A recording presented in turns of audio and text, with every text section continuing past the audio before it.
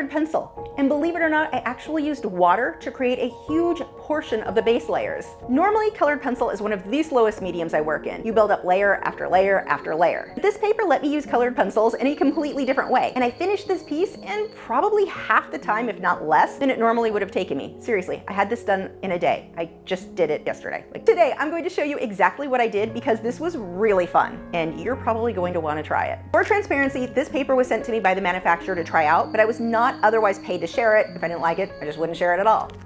But it's magic paper. The paper I'm using is LuxArchival 600. It's an archival artist paper with a 600 grit surface. I've used LuxArchival 400 before. This is much smoother. I definitely prefer this one. The LuxArchival 400 is awesome. This just took it to a new level. Now, when you hear grit, you might immediately think of sanded paper with a really obvious texture, but this is fine enough that I can still get the smooth finish and tiny details I want in my realism. And as you're going to see, that grit ended up being a huge advantage. But first, let's talk about the really weird part. I started by adding water to the area first, and then putting my colored pencil over that wet area that I wanted to work.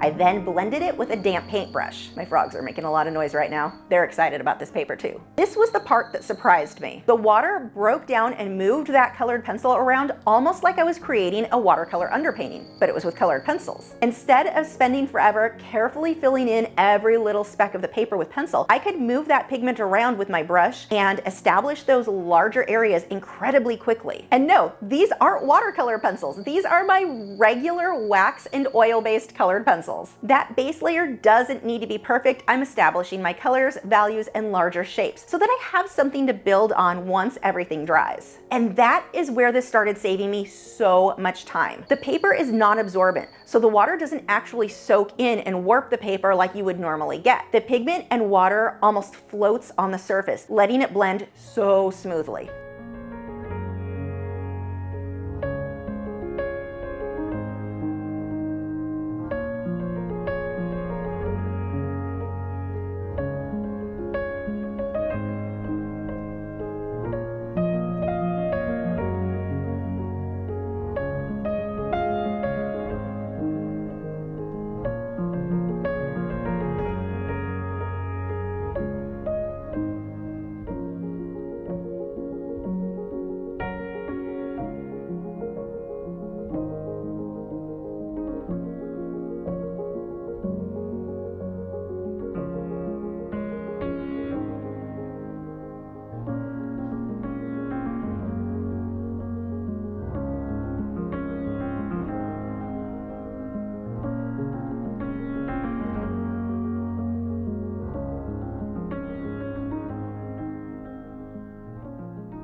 Once the water dried, I went back over it with colored pencil. Now I can refine my colors, deepen my shadows, adjust my values, and start developing those smaller details. And this is where I discovered the second thing I really loved about this paper. But really quickly, if you're watching this thinking, okay, I need to try this, I've got you covered. The full 3-hour lesson for this exact koi painting is available over on Patreon. You can follow along with me through the water technique, layering, blending with odorless mineral spirits, and all those final details. So if you want to paint this one with me, check out the link below. Back to the thing I loved about this paper. I can keep layering and then layer some more and then layer some more and then some more. With a lot of colored pencil surfaces, eventually you reach a point where you've filled the tooth of the paper. You've flattened it out. You've added so much pencil that the surface basically says, nope, we're done here now. And putting a lighter color over a really dark area, good luck with that. But look at this. I can take a light color and put it directly over those dark colors and it actually shows up bright. Not some little sad ghost of the color that I wanted. That completely changes the way I can approach a painting. I don't have to be terrified of making an area too dark or putting down the wrong color because I know I can come back over it, which I did a ton on this piece, like forgetting a fin completely. If I want this area lighter, I can make it lighter.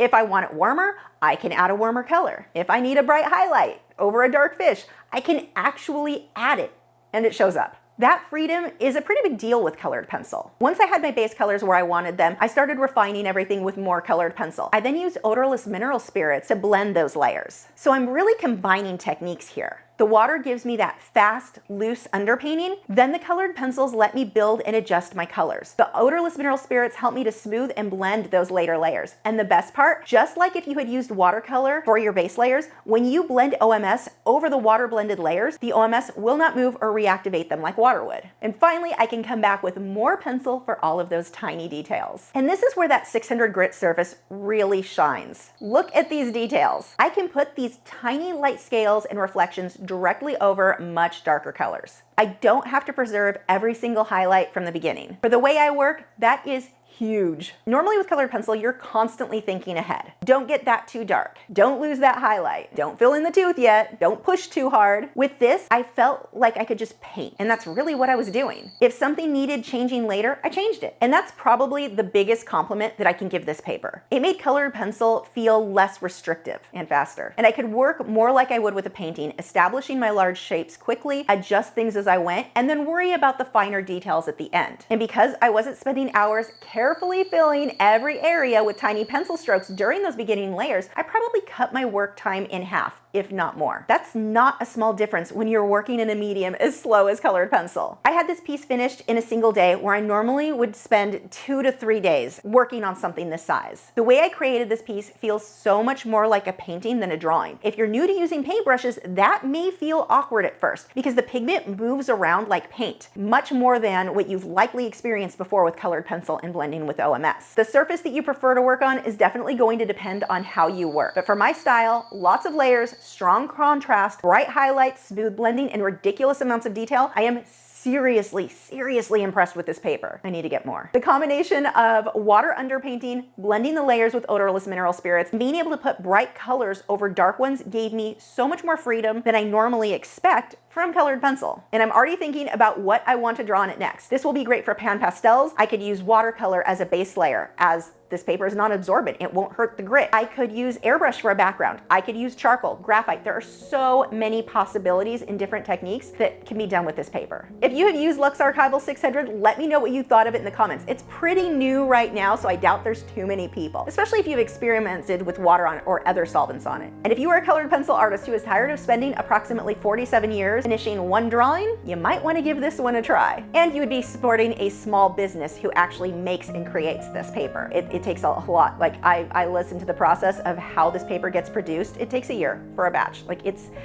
a lot.